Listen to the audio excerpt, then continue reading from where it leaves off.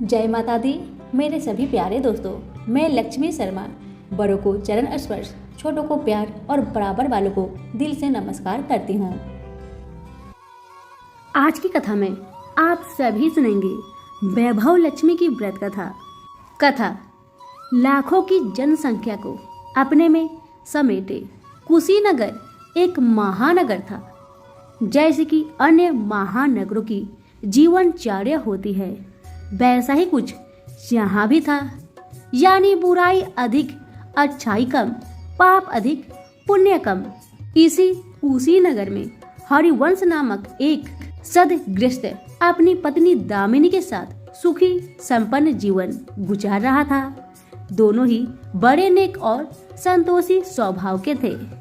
धार्मिक कार्यों अनुष्ठानों में उनकी अपार श्रद्धा थी। दुनियादारी से उनका कोई विशेष लेना देना नहीं था। अपने में ही मगन गृहस्थी की गाड़ी खींचे चले जा रहे थे दोनों।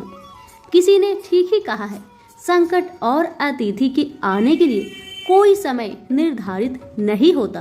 कुछ ऐसा ही हुआ दामिनी के साथ, जब उसका पति हरिवंश न जाने कैसे बुरे लोगों के संगत में फंस गया। घर गृहस्थी से उसका मन उचट गया।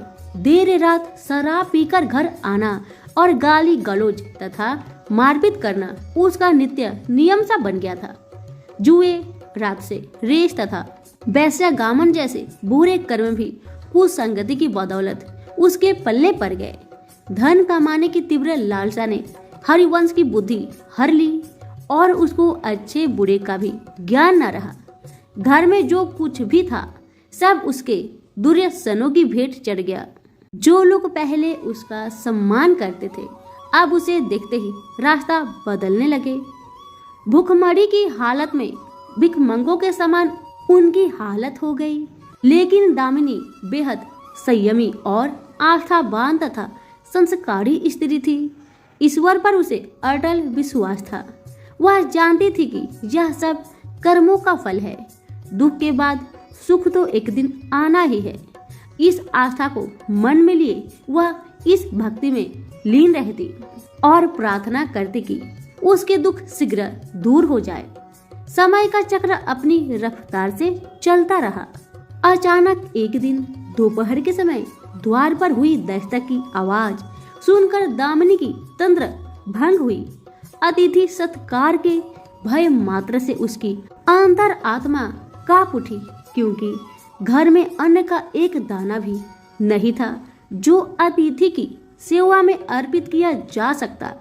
फिर भी संस्कारों की ऐसी प्रबलता थी कि उसका मन अतिथि सत्कार को उद्धत हो उठा। उसने उठकर द्वार खोला। देखा सामने एक दिव्य पुरुष खड़ा था। बड़े बड़े घुंघराले श्वेत केश, चेहरे को ढकी हुई लहराती दाढ़ी, गेरुए वस्त्र का आवरण पहने उसके चेहरे से तेज टपका पड़ रहा था। आंखों मानो अमृत वर्षा सी कर रही थी। उस दिव्य पुरुष को देखकर दामिनी को अपार शांति का अनुभव हुआ और वह उसे देखते ही समझ गई कि आगात वास्तव में कोई पहुंचा हुआ सिद्ध महात्मा है। उसके मन में अतिथि के प्रति गहन श्रद्धा का भाव उमड़ पड़े और वह उसे सम्मान सहित घर के भीतर ले गई। दामिनी ने जब उसे फटे हुए आसन पर बैठाया तो वह मारे लज्जा के जमीन में गिर गई। उधर वह संत पुरुष दामिनी की ओर एकटक निहारे जा रहा था। घर में जो कुछ भी बचा खुचा था दामिनी ने अतिथि की सेवा में अर्पित कर दिया, पर उसने इस पर कोई ध्यान नहीं दिया। वह तो बस दामिनी को यूं निहारे जा रहा था, मानो उसे कुछ याद दिलाने की चेष्टा कर रहा हो। जब तक देर तक दामिनी कुछ न बोली तो उसने कहा, बेटी मुझे पहचाना नहीं क्या? उसका यह प्रश्न सुनकर दामिनी जैसे सोते से जागी और अत्यंत सकुचाते हुए मुदुल स्वर में बोली, महाराज मेरी धृष्टता को क्षमा करें। जो आप जैसे दिव्य पुरुष को मैं पहचान कर भी नहीं पहचान पा रही हूँ। पारिवारिक कष्टों ने तो जैसे मेरी सोचने समझने की शक्ति ही छीन ली है। लेकिन यह निश्चित ही संकट की इस घड़ी में मुझे आप जैसे साधु पुरुष की सहारा है। तभी जैसे दामिनी को कुछ याद हो आया, वह उस साधु के चरणों में गिरकर बोल उठी, अब मैं आपको पहचान गई हूँ महाराज। स्नेह रूपी अमृत की वर्षा करने वाले अपने शुभ चिंतक को कोई कैसे भूल सकता है भला। वास्तव में वह साधु मंदिर की राह के मध्य में बनी अपनी कुटिया के बाहर वट वृक्ष के नीचे बैठ साधना किया करता था और मंदिर आने जाने वाले सभी श्रद्धालु से प्रणाम करके स्वयं को कृतार्थ अनुभव करते थे। दामिनी भी उन्हीं में से एक थी। जब पिछले काफी दिनों से उसने उसे मंदिर की ओर आते जाते नहीं देखा तो उसकी कुशल क्षेम जानने के लिए पूछताछ करते हुए उसके घर की ओर आ निकला था। दामिनी अभी अपनी सोच में डूबी हुई थी कि साधु महाराज ने मौन भंग किया, इसका क्या कारण हो सकता है। साधु महाराज ने कहा, पुत्री तू आजकल मंदिर आती जाती दिखाई नहीं पड़ती, तुझे जो भी कष्ट है मुझे बता, शायद मैं तेरी कुछ सहायता कर सकूं। व्यक्ति दुखों के बोझ तले दबा हो तो ऐसे में सहानुभूति की दो बोल ही काफी होते हैं। दामिनी भी खुद पर संयम नहीं रख पाई और बिलखकर रोने लगी। तभी वह साधु वात्सल्यपूर्ण स्वर में बोला, मन छोटा करने से समस्या हल नहीं होती। सुख दुख तो एक गाड़ी की दो पहियों के समान है, इसका आना जाना तो जिंदगी भर लगा ही रहता है। अपना दुख किसी को बता देने से मन हल्का हो जाता है। कुछ देर चुप रहने के बाद दामिनी ने बोलना शुरू किया, महाराज सर्व सुखों से भरपूर था मेरा घर, कन कन में खुशियां का नृत्य होता था, पति भी नेक और ईमानदार थे, सदा जीवन उच्च विचार की आधारशिला पर टिकी थी। हमारी गृहस्थी रुपए पैसा की भी कोई कमी नहीं थी। सुबह शाम घर में इस वंदना होती थी, लेकिन अचानक न जाने किसकी नजर लग गई कि हमारा भाग्य हमसे रूठ गया। मेरे पति कुसंगति में फंसकर अपना सब कुछ गवा बैठे। अब तो ऐसा लगता है जैसे साया भी साथ छोड़कर जाने को तैयार बैठा हो। भिखारियों से भी बदतर स्थिति हो गई है हमारी। दामिनी की करुण व्यथा सुनकर साधु का हृदय हाहाकार कर उठा। वह द्रवित स्वर में बोल उठा, बेटी कर्म का लिखा तो भोगना ही पड़ता है। तुम्हारे कष्टों का भी कर्मों से नाता है, लेकिन तुम चिंता ना करो, सब कुछ पहले जैसा हो जाएगा। दुख के बाद ही सुख आता है। दुख सहे बिना सुख की सच्ची अनुभूति हो ही नहीं सकती। तुम माँ लक्ष्मी की प्रति श्रद्धा जारी रखो। सबका उद्धार करने वाली प्रेम का छलकता सागर है माँ लक्ष्मी। अपने भक्तों पर सदैव उनकी कृपा दृष्टि रहती है। तुम संपूर्ण आस्था के साथ माँ वैभव का व्रत करना शुरू करो, तुम्हारी साधना अवश्य रंग लाएगी। दामिनी एक संस्कारी स्त्री थी।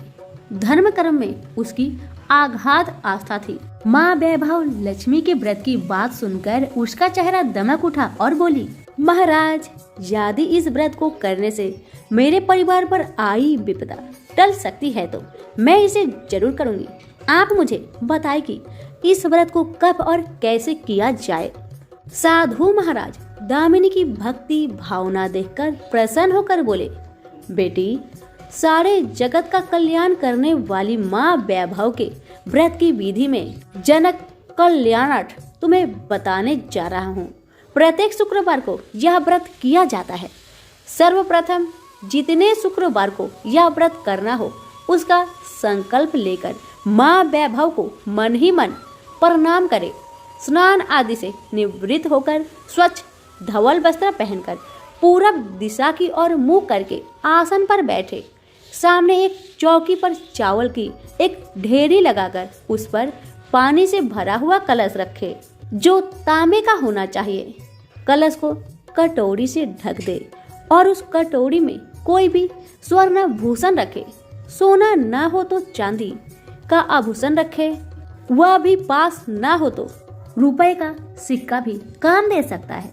शुद्ध घी का दीपक तथा अगरबत्ती जलाए और मन ही मन पूर्ण श्रद्धा के साथ माँ वैभव लक्ष्मी का जाप करते रहे। श्री यंत्र माँ लक्ष्मी का प्रिय यंत्र है, उसे सत सत नमन करे। श्री यंत्र उपलब्ध ना हो तो पुस्तक में दिए गए स्वरूप से काम चल जाएगा। साथ ही माँ वैभव लक्ष्मी के सभी स्वरूप को नमस्कार करें। कटोरी में रखे गहने या रुपए पर हल्दी, कुमकुम तथा अक्षत अर्पित करें। कोई भी मिष्ठान प्रसाद रूप में रखे। संभव ना हो पाए तो गुड़ या शक्कर से भी काम चल सकता है। फिर श्रद्धा पूर्वक माँ की आरती करके 14 बार प्रेम सहित बोले, जय माँ वैभव लक्ष्मी, जय माँ वैभव लक्ष्मी। माँ वैभव लक्ष्मी मेरी मनोकामना पूरी करे, ऐसा संकल्प लेकर सच्चे मन से माँ से विनती करे। प्रसाद बांटे और स्वयं भी ग्रहण करे। दिन में एक बार स्वास्तिक भोजन करे। यदि संभव हो तो उपवास रखे। पूजा में रखा गहना या रुपया लाल कपड़े में लपेटकर सुरक्षित रख ले, या आगे आने वाले शुक्रवारों को पूजा में काम आएगा। कलश में भरा जल तुलसी के पौधे को समर्पित कर दे तथा अक्षत पंछियों को आहार स्वरूप में डाले। ऐसी शास्त्रोक्त विधि से व्रत करने वालों को शीघ्र फल मिलता है।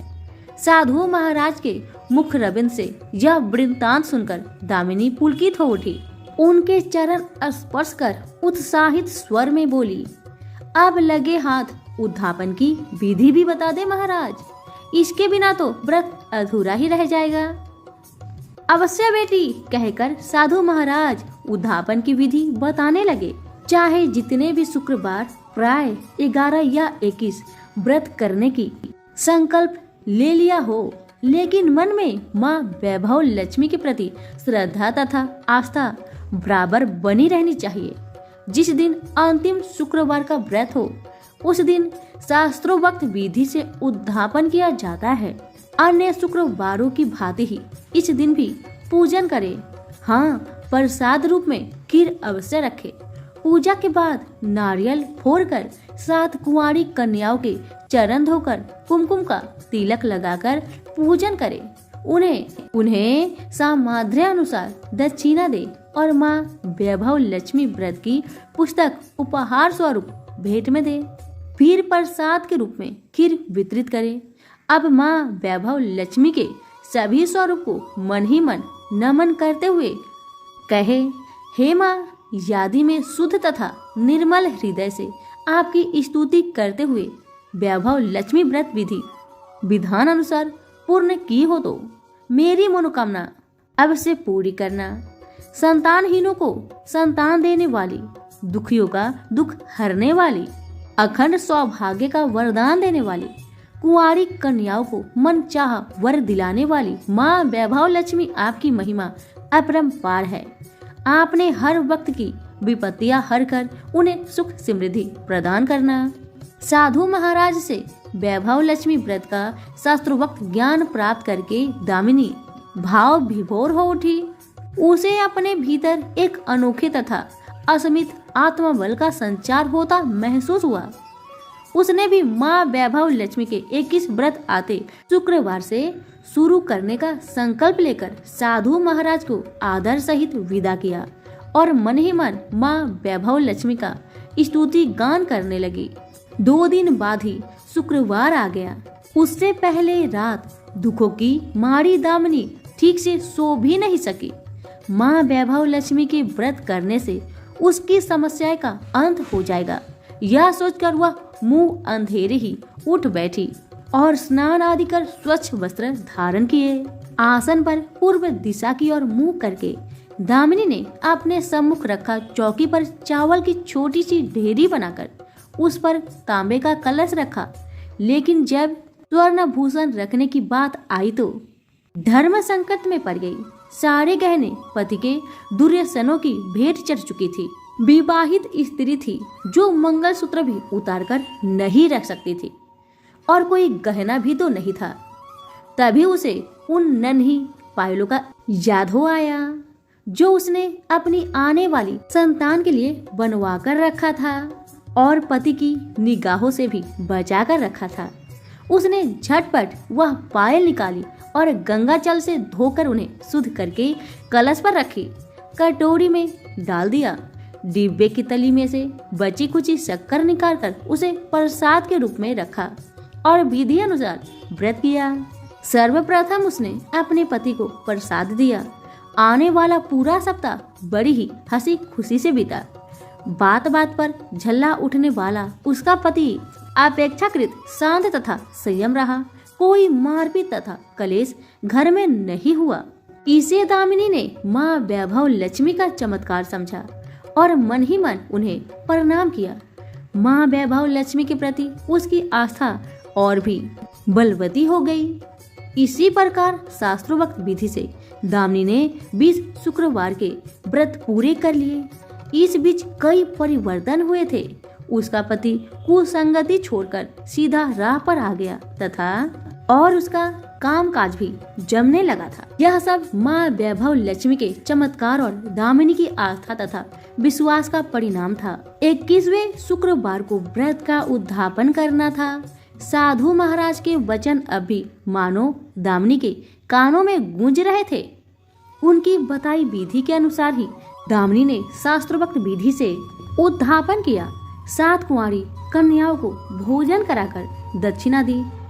आसपास की सौभाग्यवती स्त्रियों में प्रसाद तथा माँ वैभव लक्ष्मी व्रत कथा की पुस्तकें वितरित की। माँ वैभव लक्ष्मी की हर स्वरूप को प्रणाम किया और कहा, आपकी महिमा निराली है माँ। आपने मेरे सारे दुख हर लिए, मेरे सभी मनोकामनाएं पूर्ण कर दी। मेरा उजरा घर फिर से बस गया। मेरा यह नया जीवन आप ही की देन है माँ। मैं आजीवन आपकी पूजा अर्चना करूंगी और दूसरों को भी आपकी महिमा से अवगत कराकर वैभव लक्ष्मी के व्रत रखने के लिए प्रेरित करूंगी। प्रेम से बोले, जय माँ वैभव लक्ष्मी, आपकी सदा ही जय हो। कथा। किसी गांव में अनेक लोग रहा करते थे और सभी अपने अपने कामों में मग्न रहते थे। किसी को किसी का चिंता फिक्री परवाह था ही नहीं। सब अपने से ही मतलब रखते थे। इसी कारण से भजन कीर्तन, भक्ति भाव, दया माया, परोपकार जैसे संस्कार कम हो गए। उस गांव में बुराइयां बढ़ गई थी। शराब, जुआ, रेस, व्यभिचार, चोरी डकैती वगैरह बहुत गुना शहर में होता रहता था। इसके बावजूद उस गांव में कुछ अच्छे लोग भी रहा करते थे। ऐसे ही लोगों में शीला और उनके पति की गृहस्थी मानी जाती थी। शीला बहुत धार्मिक प्रवृत्ति की थी और उसका स्वभाव संतोषी था। उनका पति भी विवेकी और सुशील था। शीला और उसका पति कभी किसी की बुराई नहीं किया करते थे और प्रभु भजन में अच्छी तरह समय व्यतीत करते थे। शहर के लोग उनकी गृहस्थी की सराहना करते थे। देखते ही देखते दिन बीतने लगा, समय बदल गया। शीला का पति बुरे लोगों से दोस्ती कर बैठा। अब होना क्या था वो तो हम सभी जानते हैं। अच्छे संगति का असर हमेशा अच्छा ही होता है, बुरा संगति का असर हमेशा बुरा ही होता है। इसलिए हमें हमेशा अच्छे संगति से संगत रखना चाहिए, बुरे से नहीं। अब जब शीला का पति बूढ़े लोगों से दोस्ती कर बैठा, अब वह जल्द से जल्द करोड़पति बनने का ख्वाब देखने लगा। इसलिए वह गलत रास्ते पर चल पड़ा। फलस्वरूप वह रोडपति बन गया। कहा जाता है ना, लालच बुरी बला है, इसलिए लालच नहीं करना चाहिए। अपना ईमानदारी और मेहनत से आगे बढ़ना चाहिए। अब जब शीला का पति रोडपति बन गया, जानी रास्ते पर भटकते भिखारी जैसी उसकी हालत हो गई थी। शराब, जुआ, रेस, चरस, गांजा वगैरह बुरी आदतों में शीला का पति भी फंस चुका था। दोस्तों के साथ उसे भी शराब की आदत बुरी तरह लग गई थी। इस प्रकार उसने अपना सब कुछ रेस जुए में गवा दिया। अब तो शीला अपने पति के बर्ताव से बहुत दुखी रहने लगी, किंतु उसे भगवान पर भरोसा था कि सब कुछ ठीक हो जाएगा। यही सोचकर वह अपने पति के बुरे बर्ताव को सहने लगी। शीला अपना अधिकांश समय प्रभु की भक्ति में बिताने लगी। अचानक एक दिन दोपहर को उनके द्वार पर किसी ने दस्तक दिया। शीला ने द्वार खोलकर देखा कि एक माझी खड़ी थी। उनके चेहरे पर अलौकिक तेज निखर रहा था। उनकी आंखों में से मानो अमृत की वर्षा हो रहा था। उनका भव्य चेहरा करुणा और प्यार से छलक रहा था। उनको देखते ही शीला के मन में अपार शांति छा गई, सारी चिंता मिट गई। शीला के रोम रोम में आनंद छा गया। शीला उस माँ जी को आदर के साथ अपने घर ले आई। दुख का बात यह था कि शीला के घर में बैठाने के लिए कुछ भी नहीं था कि माँ जी को किस पर बैठाया जाए। बेचारी यह सोच विचार के उसने एक सकुचाकर एक फटी हुई चादर पर उनको बिठाया और शीला ने कहा, माँ जी, मेरे घर में और कुछ भी नहीं है जो मैं आपको बैठा सकूं, इसलिए माँ मुझे माफ करना, मैं आपको फटी हुई चादर पर बैठा रही हूँ। माँ तो शीला की बातों से मंद मंद मुस्कुरा रही थी। माँ तो शीला की हर कहानी को जानती थी कि उसका पति उसके साथ कैसा व्यवहार कर रहा है, बेचारी कितने दुख में है। शीला के बातें सुन माँ जी प्रेम भरी शब्दों से बोली, शीला, क्यों मुझे तुमने पहचाना नहीं? हर शुक्रवार को लक्ष्मी जी के मंदिर में भजन कीर्तन के समय मैं ही तो वहाँ आती हूँ। इसके बावजूद शीला कुछ नहीं समझ पा रही थी।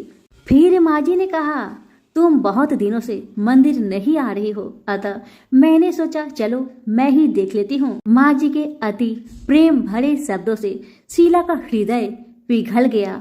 उसकी आंखों में आंसू आ गए और वह बिलख बिलख कर जोर जोर से रोने लगी। शीला को रोते देखकर माँ जी ने कहा, बेटी, सुख और दुख तो धूप और छाव जैसे होते हैं, धैर्य रखो बेटी, धैर्य रखो। और तुझे क्या परेशानी है, मुझे सारी परेशानी बता दे।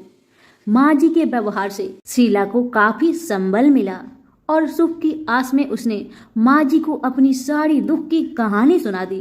कहानी सुनकर माँ जी ने कहा, कर्म की गति न्यारी होती है, हर इंसान को अपने कर्म भुगतने ही पड़ते हैं। इसलिए बेटी तू चिंता मत कर, अब तू कर्म भुगत चुकी है, अब तुम्हारे सुख के दिन अवश्य आएगी। तू माँ लक्ष्मी जी की भक्त है। माँ लक्ष्मी जी तो प्रेम और करुणा की अवतार है, वे अपनी भक्तों पर हमेशा ममता छिड़कती है।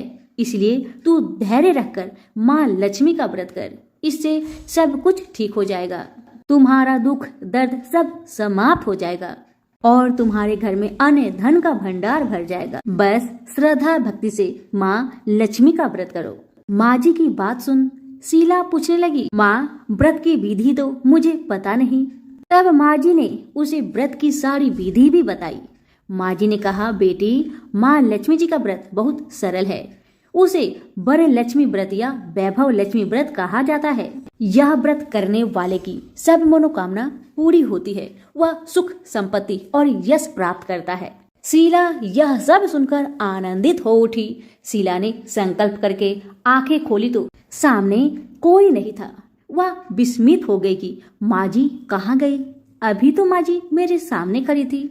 शीला को तत्काल यह समझने में देर नहीं लगी कि माँ जी कोई और नहीं, साक्षात माँ लक्ष्मी ही थी। दूसरे दिन शुक्रवार था। सवेरे स्नान करके स्वच्छ कपड़े पहनकर शीला ने माँ जी द्वारा बताई विधि से पूरे मन से श्रद्धा भक्ति से व्रत किया और आखिर में प्रसाद वितरण हुआ। यह प्रसाद पहले पति को खिलाया। प्रसाद खाते ही पति के स्वभाव में फर्क पड़ गया। माँ लक्ष्मी की कृपा से उसका पति जिस दिन प्रसाद खाया उस दिन अपनी पत्नी को मारा पीटा नहीं, सताया भी नहीं। शीला को बहुत अच्छा लगा। शीला के मन में तो अब पहले से भी ज्यादा वैभव लक्ष्मी व्रत के लिए श्रद्धा बढ़ गई। शीला ने पूर्ण श्रद्धा भक्ति के साथ 21 शुक्रवार तक वैभव लक्ष्मी व्रत किया। 21वें शुक्रवार को माँ जी के कहे मुताबिक उद्धापन विधि करके 7 स्त्रियों को वैभव लक्ष्मी व्रत की 7 पुस्तक उपहार में दी।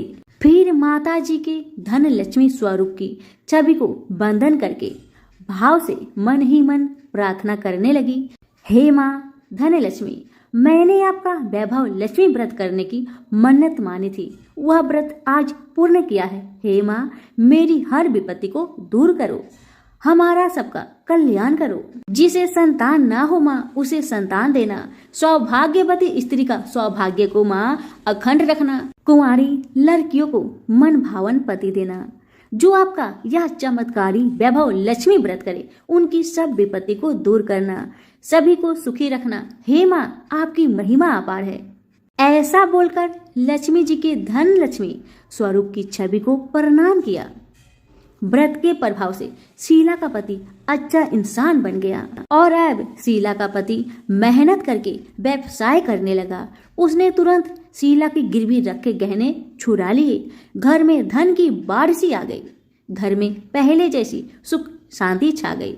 वैभव लक्ष्मी व्रत का प्रभाव देखकर मोहल्ले की दूसरी स्त्रियां भी विधि पूर्वक वैभव लक्ष्मी व्रत करने लगी। सभी प्रेम से बोले, वैभव लक्ष्मी माता की जय हो। आइए अब जानते हैं वैभव लक्ष्मी व्रत का उद्यापन विधि। 7, 11 या 21 जितने भी शुक्रवार की मन्नत मांगी हो, उतने शुक्रवार तक यह व्रत पूरी श्रद्धा तथा भावना के साथ करना चाहिए। आखिरी शुक्रवार को इसका शास्त्रीय विधि के अनुसार उद्यापन करना चाहिए। आखिरी शुक्रवार को प्रसाद के लिए खीर बनानी चाहिए। जिस प्रकार हर शुक्रवार को हम पूजन करते हैं, वैसे ही करना चाहिए। पूजन के बाद माँ के सामने एक श्रीफल फोड़े, फिर कम से कम 7 कुंवारी कन्या या सौभाग्यशाली स्त्रियों को कुमकुम का तिलक लगाकर माँ वैभव लक्ष्मी व्रत कथा की किताब की एक प्रति उपहार में देनी चाहिए और सबको खीर का प्रसाद देना चाहिए। इसके बाद माँ लक्ष्मी जी को श्रद्धा सहित प्रणाम करना चाहिए। फिर माता जी के धन लक्ष्मी स्वरूप की छवि को वंदन करके भाव से मन ही मन प्रार्थना करें, हे माँ धन लक्ष्मी, मैंने आपका वैभव लक्ष्मी व्रत करने की मन्नत मानी थी। यह व्रत आज पूर्ण किया है। हे माँ, हमारी मनोकामना पूर्ण करे, हमारी हर विपत्ति को दूर करे, हम सबका कल्याण करे। जिसे संतान ना हो उसे संतान देना, सौभाग्यवती स्त्री का सौभाग्य अखंड रखना, कुंवारी लड़की को मन भावन पति देना। जो आपका यह चमत्कारी वैभव लक्ष्मी व्रत करे, उनकी सब विपत्ति दूर करना, सभी को सुखी करना। हे माँ, आपकी महिमा अपार है, आपकी जय हो। ऐसा बोलकर लक्ष्मी के धन लक्ष्मी स्वरूप की छवि को प्रणाम करे। सभी प्रेम से बोलिए, वैभव लक्ष्मी माता की जय हो।